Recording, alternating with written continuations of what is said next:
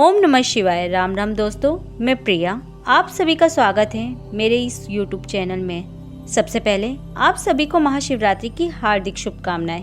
भगवान भोलेनाथ आप सभी की सारी मनोकामनाएं पूर्ण करें। भगवान शिव को संतुष्ट करने वाले व्रतों में सबसे महत्वपूर्ण शिवरात्रि व्रत की विधि एवं महिमा का कथन आप सभी को शिव पुराण से सुनाती हूँ। ऋषियों के पूछने पर सूत जी ने शिव जी की आराधना के द्वारा उत्तम एवं मनोवांछित फल प्राप्त करने वाले बहुत से महान स्त्री पुरुषों के नाम बताए। इसके बाद ऋषियों ने फिर पूछा, व्यास शिष्य किस व्रत से संतुष्ट होकर भगवान शिव उत्तम सुख प्रदान करते हैं? जिस व्रत के अनुष्ठान से भक्त जनों को भोग और मोक्ष की प्राप्ति हो सके, उसका आप विशेष रूप से वर्णन कीजिए। सूत जी ने कहा, महर्षियों, तुमने जो कुछ पूछा है वही बात किसी समय ब्रह्मा, विष्णु तथा पार्वती जी ने भगवान शिव से पूछी थी। इसके उत्तर में शिव जी ने जो कुछ कहा वह मैं तुम लोगों को बता रहा हूँ। भगवान शिव बोले, मेरे बहुत से व्रत हैं जो भोग और मोक्ष प्रदान करने वाले हैं। उनमें मुख्य 10 व्रत हैं जिन्हें जवाल श्रुति के विद्वान 10 शैव व्रत कहते हैं। द्विजों को सदा यत्न पूर्वक इन व्रतों का पालन करना चाहिए। हरे प्रत्येक अष्टमी को केवल रात में ही भोजन करें।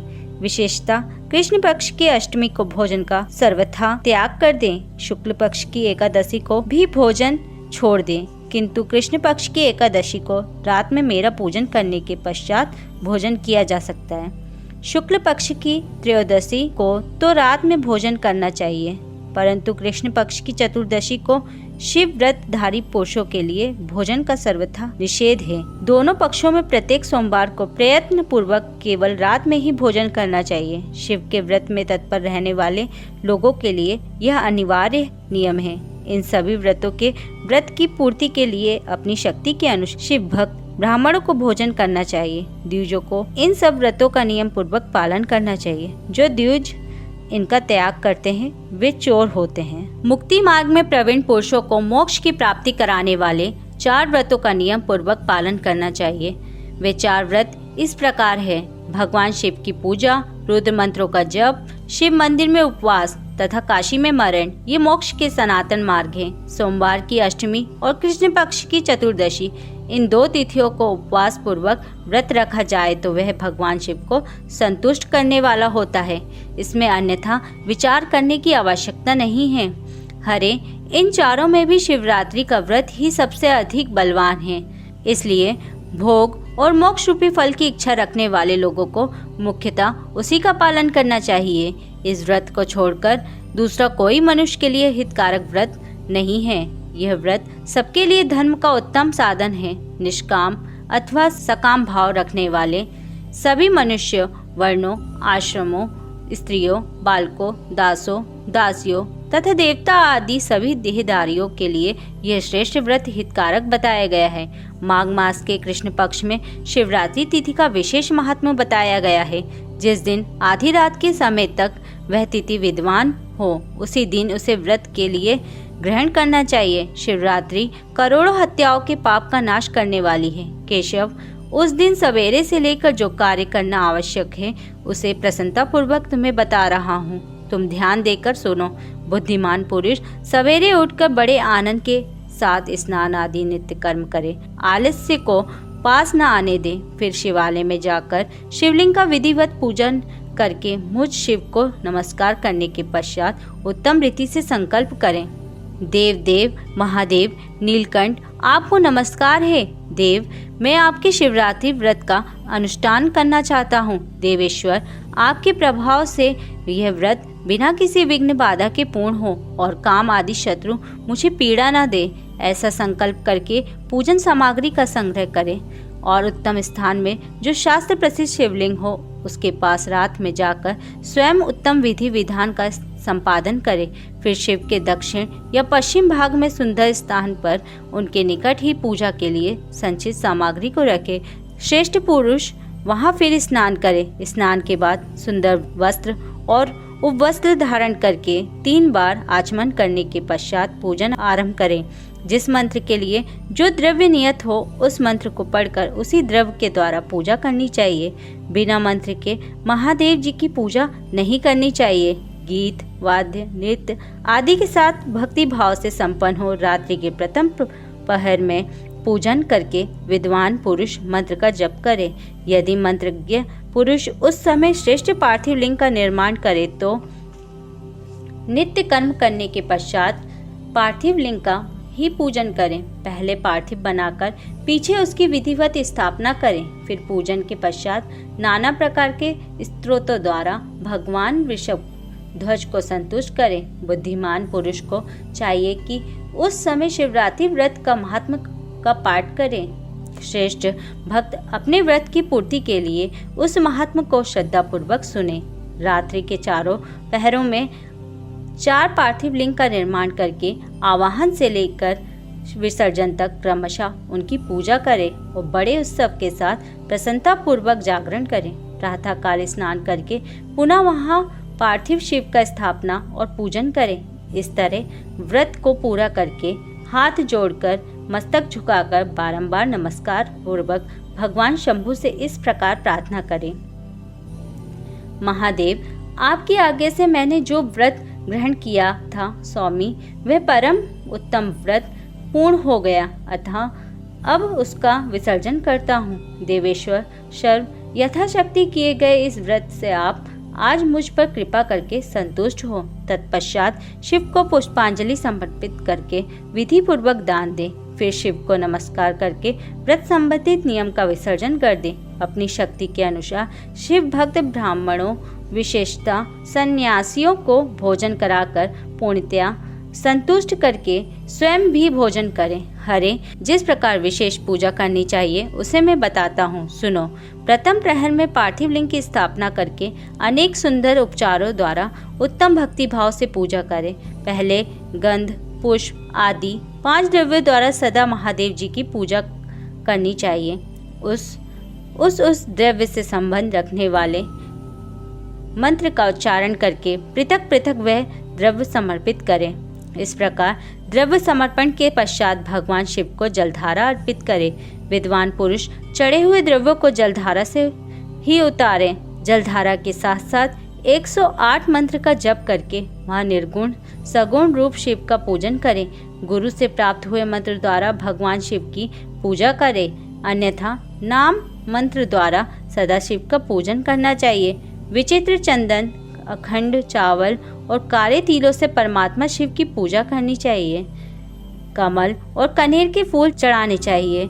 8 नाम मंत्रों द्वारा शंकर जी को पुष्प समर्पित करें। वे 8 नाम इस प्रकार है: भव, शर्व, रुद्र, पशुपति, उग्र, महान, भीम और ईशान। इनके आरंभ में श्री और अंत में चतुर्थी विभक्ति जोड़कर नाम मंत्र द्वारा शिव का पूजन करें। पुष्प समर्पण के पश्चात धूप, दीप और नैवेद्य निवेदन करें। पहले प्रहर में विद्वान पुरुष नैवेद्य के लिए पकवान बनवा ले। फिर श्रीफल युक्त विशेष अर्घ्य देकर तांबूल समर्पित करें। तदंतर नमस्कार और ध्यान करके गुरु के दिए हुए मंत्र का जप करें। गुरुदत्त मंत्र न हो तो पंचाक्षर मंत्र के जप से भगवान शंकर को संतुष्ट करें। धेनु मुद्रा दिखाकर उत्तम जल से तर्पण करें। पश्चात अपनी शक्ति के अनुसार 5 ब्राह्मणों को भोजन कराने का संकल्प करें। फिर जब तक पहला प्रहर पूरा ना हो जाए तब तक महान उत्सव करता रहे। दूसरा प्रहर आरंभ होने पर पुनः पूजन के लिए संकल्प करें, अथवा एक ही समय चारों प्रहरों के लिए संकल्प करके पहले प्रहर की भांति पूजा करता रहे। पहले पूर्वोक्त द्रव्यों से पूजन करके फिर जलधारा समर्पित करें। प्रथम प्रहर की अपेक्षा दुगने मंत्रों का जप करके शिव की पूजा करें। पूर्वोक्त तिल, जौ तथा कमल पुष्पों से शिव की अर्चना करें।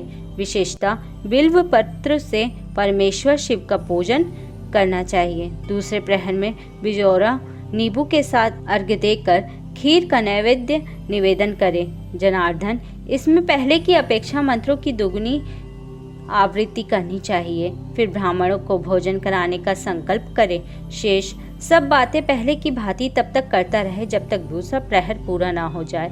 तीसरे प्रहर की आने पर पूजन तो पहले की समान ही करें, किंतु जौ के स्थान में गेहूं का उपयोग करें और आग के फूल चढ़ाएं। उसके बाद नाना प्रकार के धूप एवं दीप देकर पुए का नैवेद्य भोग लगाएं। उसके साथ भांति भांति के शाक भी अर्पित करें। इस प्रकार पूजन करके कपूर से आरती उतारे, अनार के फल के साथ अर्घ्य दे और दूसरे प्रहर की अपेक्षा दुगुना मंत्र जप करे। तदंतर दक्षिणा सहित ब्राह्मण भोजन का संकल्प करे और तीसरे प्रहर के पूरे होने तक पूर्वत उत्सव करता रहे। चौथा प्रहर आने पर तीसरे प्रहर की पूजा का विसर्जन कर दे। पुनः आवाहन आदि करके विधिवत पूजा करे। उड़द, कंगनी, मूंग, सप्तधान्य, शंकी पुष्प तथा बिल्व पत्रों से परमेश्वर शंकर का पूजन करे। उस प्रहर में भांति भांति की मिठाइयों का नैवेद्य लगाए अथवा उड़द के बड़े आदि बनाकर उनके द्वारा सदाशिव को संतुष्ट करे। केले के फल के साथ अथवा अन्य विविध फलों के साथ शिव को अर्घ्य दे। तीसरे प्रहर की अपेक्षा दूना मंत्र जप करे और यथाशक्ति ब्राह्मण भोजन का संकल्प करें।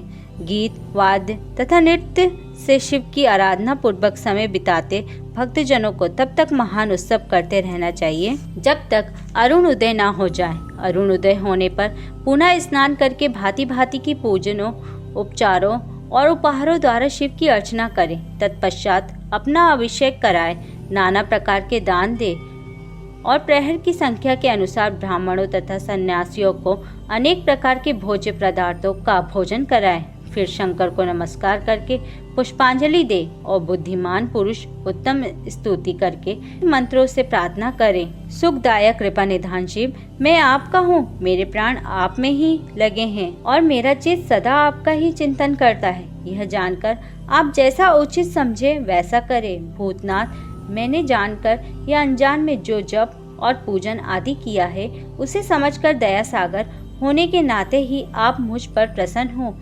उस उपवास व्रत से जो फल हुआ हो उसी से सुखदायक भगवान शंकर मुझ पर प्रसन्न हो। महादेव, मेरे कुल में सदा आपका भजन होता रहे। जहाँ के आप इष्ट देवता ना हो उस कुल में मेरा कभी जन्म ना हो। इस प्रकार प्रार्थना करने के पश्चात भगवान शिव को पुष्पांजलि समर्पित करके ब्राह्मणों से तिलक और आशीर्वाद ग्रहण करें। तदंतर शंभु का विसर्जन करें। जिसने इस प्रकार व्रत किया हो उससे मैं दूर नहीं रहता। इस व्रत के फल का वर्णन नहीं किया जा सकता। मेरे पास ऐसी कोई वस्तु नहीं है जिससे शिवरात्रि व्रत करने वाले के लिए मैं दे न डालूं। जिसके द्वारा अनायास ही इस व्रत का पालन हो गया उसके लिए भी अवश्य ही मुक्ति का बीज बो दिया गया। मनुष्यों को प्रतिमास भक्ति पूर्वक शिवरात्रि व्रत करना चाहिए। तत्पश्चात इसका उद्यापन करके मनुष्य सांगोपांग फल लाभ करता है। इस व्रत का पालन करने में मैं शिव निश्चय ही उपासक के समस्त दुखों का नाश कर देता हूँ और उसे भोग, मोक्ष आदि संपूर्ण मनोवांछित फल प्रदान करता हूँ। सूत जी कहते हैं, महर्षियों, भगवान शिव का यह अत्यंत हितकारक और अद्भुत वचन सुनकर श्री विष्णु अपने धाम को लौट आए। उसके बाद इस उत्तम व्रत का अपना ही चाहने वाले लोगों में प्रचार हुआ। किसी समय केशव ने नारद जी से भोग और मोक्ष देने वाले इस दिव्य शिवरात्रि व्रत का वर्णन किया था। धन्यवाद।